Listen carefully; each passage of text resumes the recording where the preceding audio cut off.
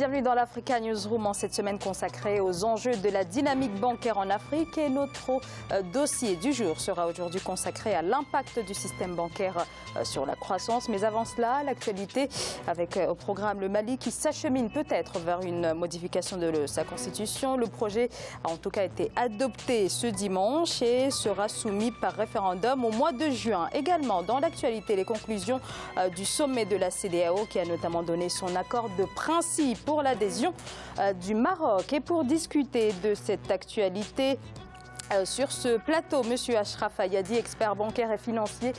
Bienvenue, M. Ayadi.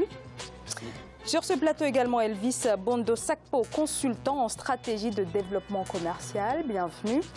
Et bien sûr, sur ce plateau aussi, Djemal Taleb, éditorialiste. Bienvenue.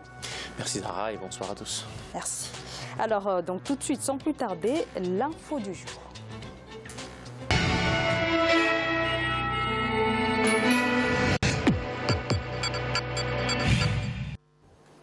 Alors le Mali est-il en train de s'acheminer vers une modification de sa constitution? Le projet a en tout cas été adopté le 3 juin et devra faire l'objet, je le disais tout à l'heure, l'objet d'un référendum au mois de juin. Mais pour l'heure, cette révision divise une opposition qui voit un moyen de donner plus de pouvoir au chef de l'État, Oumou Kalsoumba. Au Mali, le projet de loi relatif à la révision de la Constitution a été adopté par le Parlement. Le vote s'est tenu le samedi 3 juin 2017 à l'hémicycle. 111 députés sur 30 ont voté oui pour le projet de loi. Selon les membres de l'opposition qui ont voté non, le référendum constitutionnel ouvre la voie à la création d'un Sénat et renforce les pouvoirs du président de la République. En rappel, l'élection référendaire se tiendra le 9 juillet 2017. L'opposition en bloc n'a pas voté cette révision constitutionnelle. Nous sommes arrivés à la conclusion que la proposition finale ne prenait pas en compte nos principales observations. Et il était question de renforcer les pouvoirs du président de la République. Le second aspect de notre réserve, ça porte sur la désignation des sénateurs. Nous avons estimé également que dans l'ordre des choses, qu'il était bon d'introduire la destitution du président de la République. Du côté du pouvoir, les autorités rassurent. Elles avancent que ce projet de loi référendaire va conforter l'état de droit et la démocratie. Parallèlement, il permettra aux autorités coutumières, traditionnelles ou régionales de s'impliquer davantage dans la vie sociopolitique du Mali. L'égalité constitutionnelle sans aucune autre ambition que l'ambition de créer un Mali démocratique, fort et pluraliste, puisqu'il a affirmé clairement qu'il n'y aura pas de changement de république, que nous restons dans la même république, qu'il s'agissait simplement de conforter dans ces institutions. La République du Mali a connu à ce jour 3 élections référendaires. La Constitution de 1960 avait instauré un régime présidentiel fortement centralisé.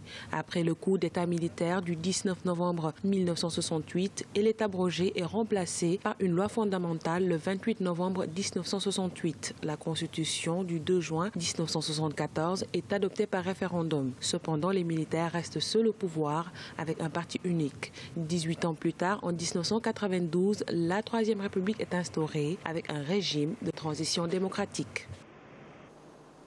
Alors Djemal, ce texte prévoit en substance la création d'un Sénat avec un tiers des membres du futur Sénat qui sera désigné directement par le chef de l'État. Est-ce que ce n'est pas donner un rôle un peu trop excessif à l'exécutif sur le pouvoir législatif? Qu'est-ce que vous en pensez?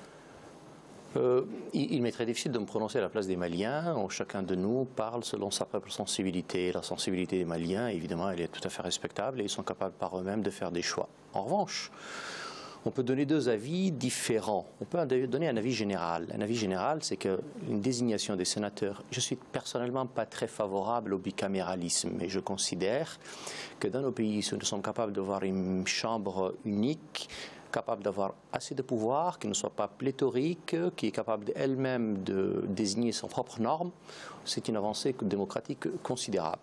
La deuxième chose, c'est qu'au lieu d'un Sénat, j'ai toujours été favorable à des assemblées régionales, mais au-delà des assemblées régionales, à une espèce de conseil économique et social remodifié, revisité. Un de mes amis a écrit un papier remarquable sur ce sujet-là. Il dit, si nous avons un conseil économique et social avec 4 composantes, et une représentation des assemblées générales locales, une représentation des pouvoirs de la société civile, les ONG, les organisations des droits de l'homme, ainsi de suite, et une assemblée, et donc les autres représentations, notamment si les personnalités ressources et les syndicats. Et je considère qu'une représentation comme ça, avec un rôle revisité, qui consistera à donner donc notamment un pouvoir consultatif uniquement. Mais enfin, ça serait peut-être bénéfique d'ailleurs pour le Mali quand on connaît la situation. Ce n'est justement pas le choix que le Mali a fait. Le Mali considère que compte tenu de sa géographie immense, de ses conflits passés, de son histoire récente, le bicaméralisme avec une assemblée haute est beaucoup plus adapté. L'idée, encore une fois, de considérer qu'elle ne soit pas élue à la proportionnelle intégrale, qui de mon point de vue sera une garantie beaucoup plus démocratique et plus sérieuse, enfin, ce n'est pas le choix que le Mali a fait. En revanche, on ne peut pas tout balayer parce que la Constitution, le Mali a besoin de se doter d'institutions stables, différentes, nouvelles. Il a le droit, encore une fois, après toutes ces années difficiles que le Mali a vécues, de s'acheminer vers une voie de stabilité. La voie de stabilité, visiblement, pour le Malien, passe, en tout cas jusqu'ici, parce qu'on est que c'est un projet, un référendum va être adopté. Est-ce que les Maliens vont l'approuver ou pas? Donc le 9 juillet. Très bien. Donc quand les Maliens l'auront approuvé, on aura une idée plus précise. Et justement, au sujet, donc, toujours au sujet de ce texte, dans un contexte sécuritaire assez fragile, avec des attentats à répétition, notamment au nord Mali, est-ce que le gouvernement malien n'est pas en train de se détourner des véritables préoccupations des Maliens, Monsieur Bondo Sakpo? Justement, je pense que Djemal a mis le doigt sur sans doute ce qui nous manque pour faire une analyse ici, c'est l'avis des Maliens. C'est l'avis des Maliens. On a eu 2 protagonistes, un représentant de l'opposition, un représentant du pouvoir. Ils ont présenté exactement le même spectacle auquel on est habitué depuis très longtemps.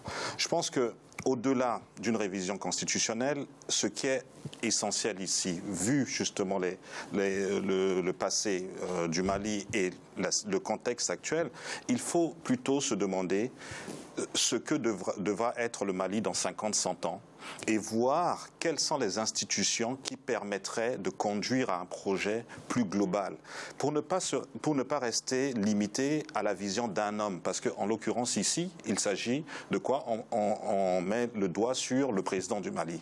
Et une constitution n'est jamais faite pour un homme ou un groupe d'hommes. Est faite pour renforcer effectivement les institutions, pour conduire un projet. Et c'est justement la crainte de l'opposition qui craint que, bon, certes, le mandat présidentiel n'est pas touché, il reste de 5 ans, oui, mais ce texte va en tout cas renforcer le pouvoir du président qui pourra donc nommer jusqu'à 1/3. Donc Djemal, ça ressemble là plutôt à un régime de type monarchie constitutionnelle. Non, il faut éviter des mots que je n'utilise pas personnellement. Non, je connais bien le Mali et j'aime beaucoup le Mali. J'ai un immense respect pour l'intelligence des Maliens. Ils ne tomberont jamais dans une monarchie constitutionnelle. Ils tomberont dans un régime présidentiel fort. Apparemment, c'est le choix fait par le président de la République. Un régime présidentiel n'est en soi pas choquant. La plus grande démocratie du monde, c'est les États-Unis. C'est un régime présidentiel. Alors, c'est un régime présidentiel dans un État fédéral. C'est différent et les contre-pouvoirs sont assez développés. Le présidentialisme en soi n'est pas grave. Ce qui est grave, c'est qu'il n'y ait pas de contre-pouvoir. Et donc, visiblement, c'est le projet en tout cas tel qu'il l'est, mais il faut le regarder dans les détails pour savoir est-ce qu'effectivement il y a un contre-pouvoir assez bien établi qui le sera aujourd'hui demain. Mais le premier contre-pouvoir, c'est l'opinion publique malienne et je lui fais confiance. Mais pour revenir à la question, à la première que vous avez posée, et qui me paraît encore une fois pertinente, la question est de savoir est-ce que le Mali se cache derrière une utilité constitutionnelle, est-ce qu'il veut régler par le droit des problèmes politiques en gros?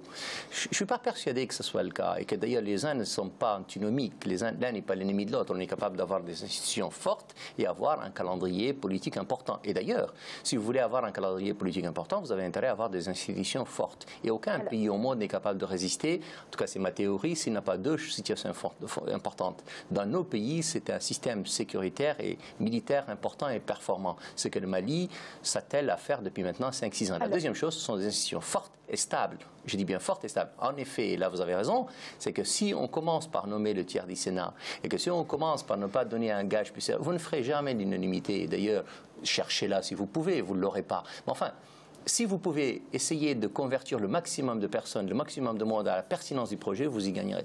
Alors, une dernière question, Djemal. L'avant-projet de la Constitution vient donc d'être adopté. Un référendum va avoir lieu le 9 juillet, pour être exact. Est-ce que c'est un délai raisonnable? L'agenda est assez serré quand même pour faire comprendre les enjeux de cette révision malienne. On est sur un mois de campagne électorale, c'est en soi pas très choquant. C'est d'ailleurs que vous êtes capable d'expliquer les vertus d'un texte constitutionnel. Alors, si vous n'êtes pas un professionnel du droit, évidemment, on peut vous le donner 6 mois, vous n'y comprendrez pas grand-chose. Ce que vous allez comprendre, ce sont les grands thèmes sur lesquels la campagne électorale va être faite. Ce qui est dramatique dans les référendums, ce que d'ailleurs les Allemands ne les aiment pas beaucoup, c'est que vous répondez toujours à côté de la question qui est posée. D'ailleurs, vous répondez à tout sauf la question qui est posée. Et donc, évidemment, ça risque d'être un référendum pour ou non, ou contre le président Ibeka. Mais si on se concentre sur le référendum lui-même et les vertus de la nouvelle Constitution, vous avez 4 semaines de campagne électorale, vous avez mais c'est quand même important pour faire comprendre les enjeux. Et vous avez le temps, honnêtement, pour expliquer l'importance et les grandes lignes du référendum, du projet de révision constitutionnelle lui-même. Très bien. Alors, autre actualité, la CEDEAO qui a donné son accord de principe pour l'adhésion du Maroc. C'était ce dimanche lors d'un sommet au Libéria, à Monrovia. Ce qui ressort également de cette rencontre, c'est la Tunisie qui bénéficie du statut d'observateur. Mais on fait le point tout de suite dans ce sujet d'Ibrahima Djoumaba.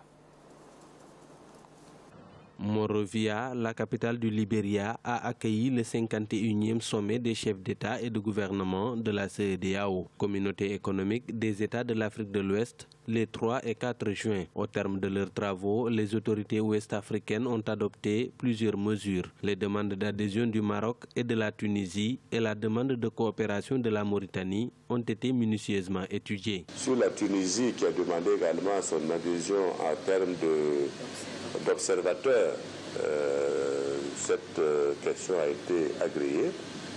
La Mauritanie également, qui est un ancien membre, a demandé à signer une convention d'association avec la CEDEAO.